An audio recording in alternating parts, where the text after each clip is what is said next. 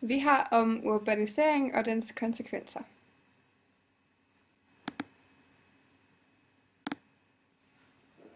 Vi har en tabel, hvor man kan se urbaniseringen i 1800-tallet. Og man kan tydeligt se, at der er sket en stor urbanisering i de større byer i Europa. Man kan fx se ved London, at der i 1800 der var der 959.000 indbyggere, og så i 1900-tallet der var der 4.500 og ja, så 4.537.000. Og man kan også se, at i Berlin der er der også fordoblet rigtig mange gange fra 1800 til 1900.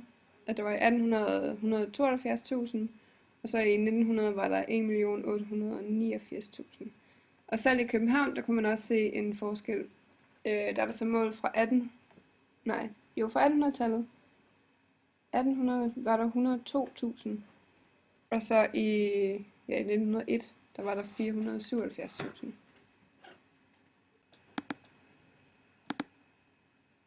Og det næste, det er konsekvenserne i storbyen.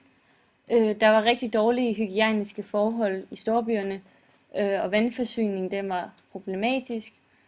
Og så kom der sygdomme til, og børnedødeligheden var op på 75% i 1860'erne i slumområderne i København. Vandet blev ofte hentet fra floder eller vandløb, som også fungerede som afløb for byens spildevand. Der blev også nogle gange hentet vand i brønde, der var forurenet af latrin. Og de sygdomme, som kom til og var i omløb, det skyldes de dårlige sanitære forhold og dårlig ernæring. De sygdomme, der kom til, det var kolera, tyfus, dysenteri og tuberkulose. I de større byer var der pladsmangel, og mange boliger til hele familier bestod af kun et værelse. Boliger blev bygget mere i højden, så der var plads til flere på mindre plads. I slumkvartererne fandt familier boliger på lofter og i kældre. Hvordan blev de her problemer så taklet? I 1842 blev der offentliggjort en stor officiel rapport om de dårlige forhold i slumkvartererne, hvilket rystede offentligheden. Derfor blev der gennemført betydelige forbedringer i blandt andet Storbritannien med henhold til kloakering og vandforsyning, brolægning, og der blev bygget flere sundere arbejdsboliger. I Danmark var det koleraepidemien i København i 1853, der var vendepunktet. Der blev i 1856 vedtaget en bygningslov om blandt andet bygningstæthed og latriner. I det meste af 1800-tallet havde man ikke meget viden om sygdommens årsager og hvor den kom fra. I 1865 påviste franskmanden Louis Pasteur eksistensen af sygdomsfremkaldende mikroorganismer, og han fandt ud af, at man kunne uskadeliggøre dem ved opvarmning, altså pasteurisering. Derefter udviklede man vacciner, distancering blev indført i sundhedsvæsenet, og man blev mere klar over betydningen af hygiejne.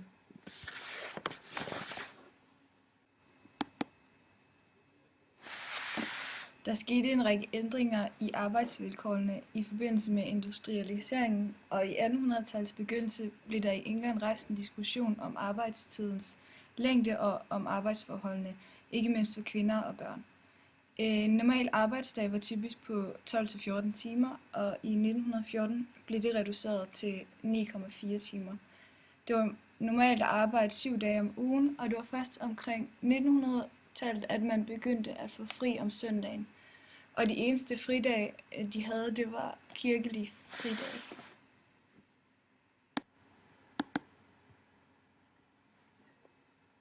I 1800-tallet i England kom der en diskussion om, hvorvidt man skulle lade små børn arbejde og arbejdstidernes længde og arbejdsforhold. Denne diskussion skete også i andre industrialiserede lande, men først årtier senere. Der blev fremlagt love, som skulle afhjælpe dette problem, men der var altid nogen, der var imod dem. Der var 4 store argumenter for ikke at indføre disse love. Et argument imod var baseret på den liberalistiske tankegang, da en lovgivning omkring arbejdsvilkår og arbejdstid ville være et indgreb i den personlige frihed. Staten skulle ikke blande sig i arbejdsmarkedet. Et andet argument var, at lovgivningen ville gå ud over fabrikkernes produktion, drift og økonomi. Der blev også sagt, at arbejdet for børnene var godt for opdragelsen og disciplinen. Det sidste argument var, at familierne ikke kunne undvære børnenes indtægter. I England blev der i 1833 sat en aldersgrænse på 9 år for børn i tekstilindustrien. I 1842 blev der vedtaget en minelov, som bestemte, at kun mænd og drenge over 10 år måtte beskæftiges med minearbejde under jorden. Og i 1848 blev der lavet en grænse for arbejdstiden for kvinder og drenge under 18 år på 10 timer. Først langt senere kom lovgivningen i andre lande. I Danmark kom den første fabrikslov i 1873. Den forbød anvendelse af børn under 10 år til fabriksarbejde. I 1913 blev det forbudt at anvende børn i den skolepligtige alder i industrien i Danmark. Hvordan organiseres arbejderbevægelsen, og hvordan blev den opdelt? Arbejderbevægelsen blev organiseret for at forbedre arbejdernes levevilkår. Bevægelsen var dels politisk og dels fagforeningsmæssig. Den politiske organisering sigtede mod at få indflydelse eller direkte kontrol med statsmagten, så den kunne bruges til at forbedre arbejdernes sociale situation. Fagforeningerne skulle derimod bruges til at presse arbejdsgiveren til at betale højere løn og forkorte arbejdstiden. I fagforeningerne var arbejderne organiseret efter fag, men mod slutningen af 1800-tallet sluttede de forskellige fagforeninger sig sammen for at få en større slagkraft.